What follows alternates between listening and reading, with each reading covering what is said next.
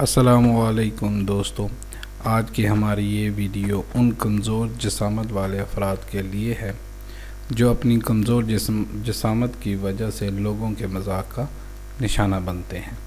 हमारी इस वीडियो में बताए हुए नुस्खे को इस्तेमाल करके दोस्तों कमज़ोर जिसामत वाले अफराद एक मजबूत और ताकतवर जिस्म पा सकते हैं।